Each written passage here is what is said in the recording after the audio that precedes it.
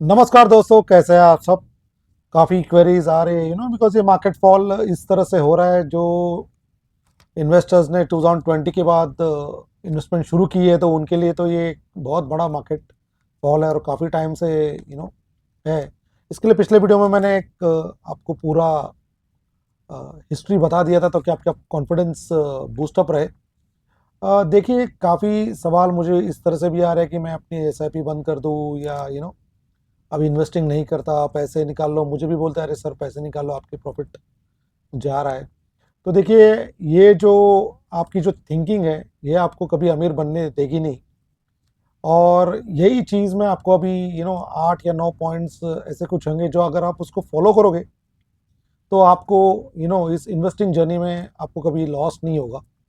But यही है कि इन्वेस्टिंग को आपको एक लॉन्ग टर्म जर्नी के हिसाब से जाना है, तभी आप प्रॉफिट में रहोगे कि तभी वो जो इन्वेस्टर्स जो 15 साल 20 साल के इन्वेस्टमेंट करते हैं वो हमेशा प्रॉफिट में ही रहते हैं। देखिए, जिस तरह से ज़िंदगी में ज़िंदगी काफ़ी आसान है, लेकिन हम लोग उसको इतना कॉम्प्लिकेट करके रखते हैं। उसी तरह से ही हम इन्वेस्टिंग को भी, एक सिंपल इन्वेस्टिंग को हम एक कॉम्प्लिकेट इतना कर देते हैं और बाद में खुद इतना कंफ्यूज हो जाता है कि हम इस इन्वेस्टिंग की जो अ, एक टूल जो दिया है अमीर बनने के लिए, उससे हम फिर बाद में भाग जाते हैं और फिर एफडीज में ही इन्वेस्टमेंट करते रहते हैं। तो देखिए, आपका जो इन्वेस्टिंग है, जैसे अगर आपने कभी राधिका गुप्ता जी को सुना होगा, मिसेस राधिका गुप्ता जी जो एडलवेस एएमसी की एमडी है, वो हमेशा कहते हैं कि आप जो बेसिक इन्वेस्टर्स है उसको दाल चावल स्टाइल की इन्वेस्टिंग करनी चाहिए। मतलब बेसिक, ज़्यादा कुछ हाई फंडा नहीं करना चाहिए, तब भी आप एक अच्छे रिटर्न के साथ आप मार्केट से एग्जिट करोगे जब भी आपका रिटायरमेंट आएगा। तो इसके लिए मैं हमेशा कहता हूँ कि आपको देखिए, जो इन्वेस्टिंग जो है ना, एकदम सिंपल होनी चाहिए, आपको इजी होनी चाहिए, प्रॉफिटेबल होनी चाहिए, सेफ होनी चाहिए और उसमें आपको मज़ा आना चाहिए। तो उसमें जब आप इन्वेस्टिंग में आपको जब टेंशन आने शुरू हो जाएगा ना, तो इसका मतलब फिर आप वो चीज़ सही नहीं है। दोस्तों, जो चीज़ें मैं आपको बताने वाला हूँ ये आपको ऑलरेडी पता भी होंगी, बट क्या है, चीज़ें एकदम सिंपल है, बट यही इश्यू है कि हम उसको सिंपल चीज़ों को ही फॉलो नहीं कर पाते या हम उसको इग्नोर कर देते। अगर ये आपके जो मैं बताने वाला हूँ, ये 8 पॉइंट्स या 8 9 पॉइंट्स जो भी है, तो आप अगर उनको बेसिक बस उसको फॉलो करना है, मतलब आपको ये पता है, ऑलरेडी पता है, बट आप उसको फॉलो नहीं कर रहे हो। इसके लिए ये जो सवाल जो आ रहे हैं मुझे ना, ये उसी का नतीजा है। ठीक है,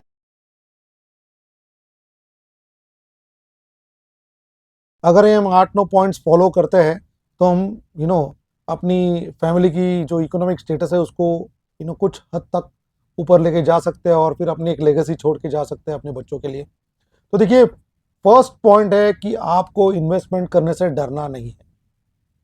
अगर आप ये सोचेंगे मार्केट गिरता है और फिर ये एक जुआ है, तो ये बिल्कुल भी मतलब ये राइट स्ट्रेटेजी नहीं है अगर आपको इन्वेस्टमेंट की जर्नी में आना है। अदरवाइज अगर आप ये मेरा चैनल देख रहे हैं या आप इन्वेस्टमेंट कर रहे हैं, तो आपको ये पॉइंट तो हमेशा समझ के चलना है कि मार्केट्स में ऊपर नीचे ये चीज़ें होती रहेंगी। अगर आप सेंसेक्स की हिस्ट्री देखोगे कि जब से सेंसेक्स शुरू हुआ है, इतने सारे बुरे इवेंट हुए हैं जब मार्केट गिरा है, लेकिन आज मार्केट का स्टेटस देखिए कहाँ पे है। अगर आप 2008 का जो मार्केट फॉल देखेंगे, 21,000 के करीब करीब 21,000 22,000 के करीब मार्केट था, तो वहां से गिर के 8,000 के करीब मार्केट आया था। तो सोचिए कि वो टाइम के इन्वेस्टर्स का क्या स्टेटस होगा। तो देखिए यहाँ पे 8,000 2008 में, और फिर आप देखिए 16 साल में वापस 80,000 मार्केट आ चुका है। ठीक है, जो लोग अभी सोच रहे हैं कि हम इन्वेस्टमेंट करें कि नहीं करें, हम इन्वेस्टमेंट निकाल ले, तो जो पिछले बार 2020 में जब मार्केट गिरा था, तब जिन लोगों ने इन्वेस्टमेंट नहीं किया, तो आपने वो एक अच्छा मौका छोड़ दिया। तो बेस्ट टाइम ऑफ इन्वेस्टमेंट जो अभी, मतलब आपकी जो जनरेशन जो थी, या जो इन्वेस्टमेंट के लिए रेडी हुई थी या जिनको इन्वेस्टमेंट के बारे में पता चला था, या जो पहले की भी जो इन्वेस्टर्स है जिन्होंने 2020 का मौका छोड़ा, वो बेस्ट मौका था और अभी एक मौका आया है। तो जो बेस्ट मौका जो पिछला मौका था चला गया, अभी अभी एक बेस्ट मौका है। 2 साल के बाद ये वाला बेस्ट मौका, अभी बोलेंगे यार यार पिछला टाइम जो 2024 का जो क्रैश था उसमें 25 में वो बेस्ट मौका था और निकल गया। ये है फर्स्ट पॉइंट, मार्केट से डरिए मत। मार्केट में से अनगिनत आगे भी ऐसे इवेंट्स आते रहेंगे जो मार्केट को गिराएंगे, मार्केट को नीचे लेके जाएंगे, लेकिन जब मार्केट रिबाउंस होता है तो बहुत ज़बरदस्त रिटर्न्स देके जाता है ना। देखिए हिस्ट्री आपके सामने है, ये आपका डिसीजन है कि आपको मार्केट में किस तरह से आपकी जर्नी को कंटिन्यू करना है। दोस्तों जो सेकंड पॉइंट जो मैं आपको बता रहा हूँ वो है आपका जो इन्वेस्टमेंट का जो टूल आप जो सिलेक्ट करेंगे वो है इक्विटी म्यूचुअल फंड्स। मतलब म्यूचुअल फंड्स की आपको जर्नी के थ्रू ही आपको ये पैसा बनेगा। मतलब ये जो पॉइंट्स मैं आपको जो बोल रहा हूँ वो है सिंपल ईजी तरीका जो है आपको आपकी जो फाइनेंशियल कंडीशन को आप ऊपर लेके आ सकते हो। क्योंकि देखिए म्यूचुअल फंड में आपने अगर वर्स्ट से वर्स्ट फंड भी सिलेक्ट करनी है ना, मतलब आप इतने भी अनलकी रह गए और आपने वर्स्ट फंड भी सिलेक्ट कर लिया और आप एक जर्नी कंटिन्यू कर लिया आपने 15-20 साल, और वर्स्ट फंड ने भी 12% के करीब रिटर्न्स देके गया है इस मार्केट में। अगर आपने प्रॉपरली अच्छा फंड सिलेक्ट करके रखा है वो आपको 20-22% तक का रिटर्न्स भी देके जाएगा। अगर ये भी नहीं, आपने सिर्फ सेंसेक्स में भी इन्वेस्टमेंट कर दिया है ना, तब भी आपको 14-15% रिटर्न मिल जाएगा इतनी लंबी जर्नी में। आप अगर सीजन इन्वेस्टर्स है तो आपको डायरेक्ट रूट जो है म्यूचुअल फंड का उसको सिलेक्ट करना है।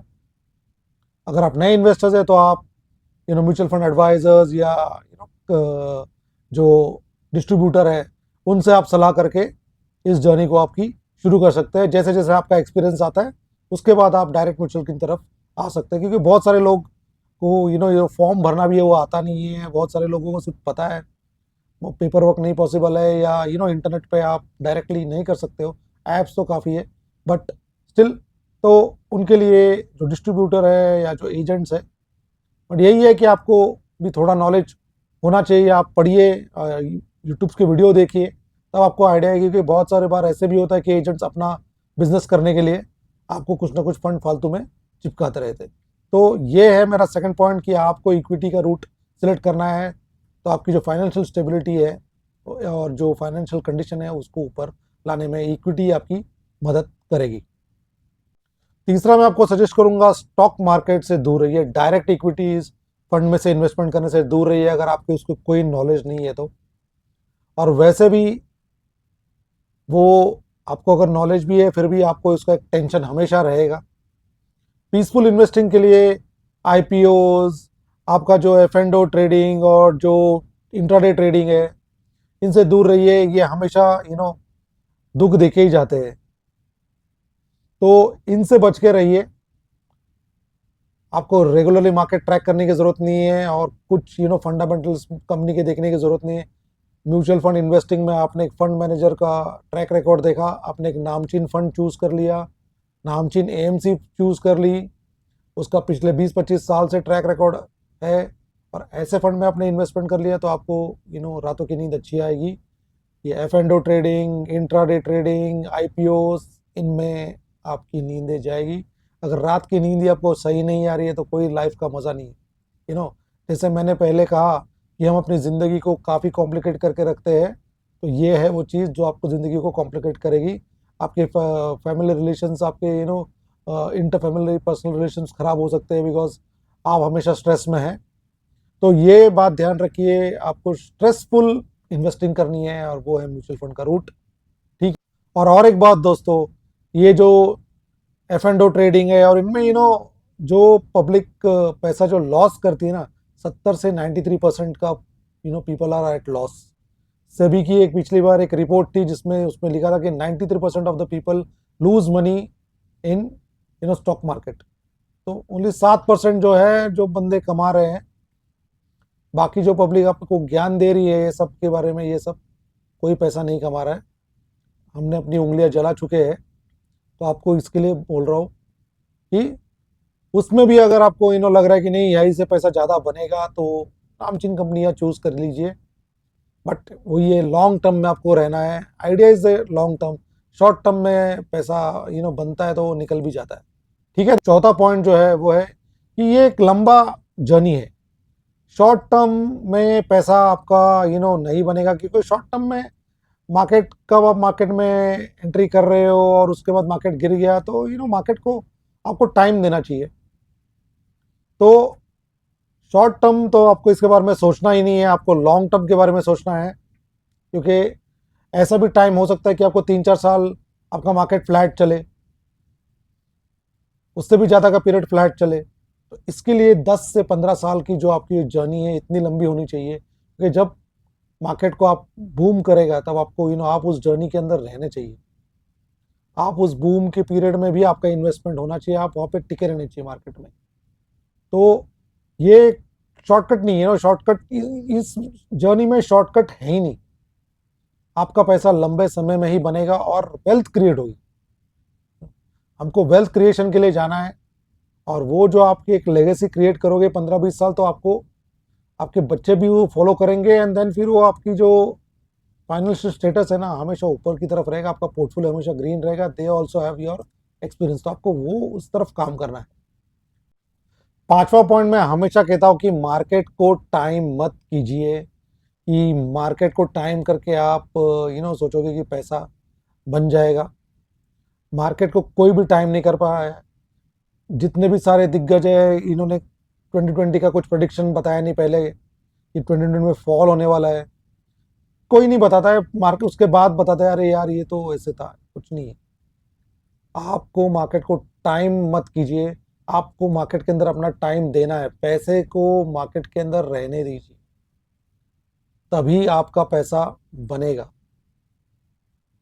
मार्केट को टाइम कोई नहीं कर पाया कि हर कोई जिसने भी पैसा बनाया है वो जब मार्केट गिरा है तब उसने उसमें इन्वेस्टमेंट किया हुआ है, अच्छे स्टॉक पिकिंग्स की हुई है, अच्छे फंड्स के अंदर आपने अगर इन्वेस्टमेंट पहले से शुरू की है, अगर उसमें फॉल आ रहा है तो आपने उसके अंदर एक्स्ट्रा लमसम किया हुआ है, आपकी एसआईपी रोकी नहीं है।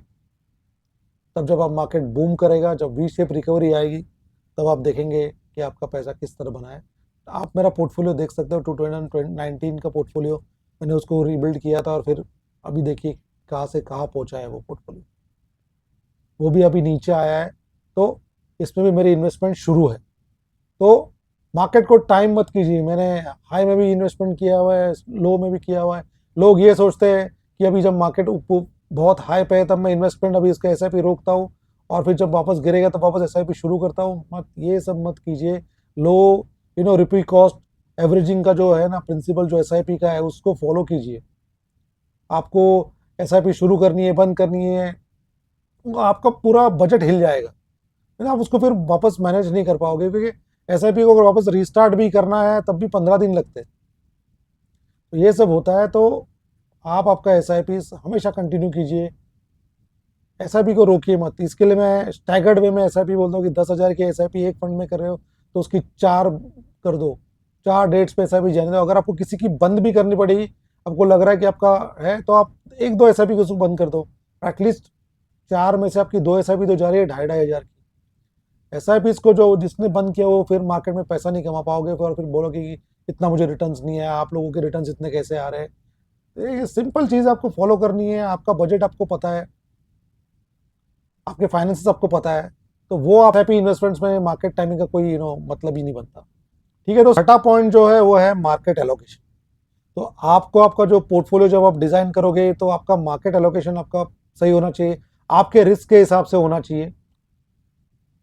ठीक है, तो अगर आपका रिस्क जिस हिसाब से आप मैनेज कर सकते हो आपका रिस्क, और मार्केट फॉल को आप एडजस्ट डाइजेस्ट कर सकते हो कि भाई इतना मार्केट फॉल गिरने के बाद भी आपको शांति से नींद आनी चाहिए, तो फिर वो आपका रिस्क प्रोफाइल, आपने रिस्क आपको समझ गया है कि भाई मार्केट गिरेगा तब भी कोई इशू नहीं है, मैं अपनी नींद नहीं खोने वाला। ये जब आपको समझ में आएगा तभी आप इस इन्वेस्टमेंट की जर्नी में अच्छी नींद आपको मिलने शुरू हो जाएगी।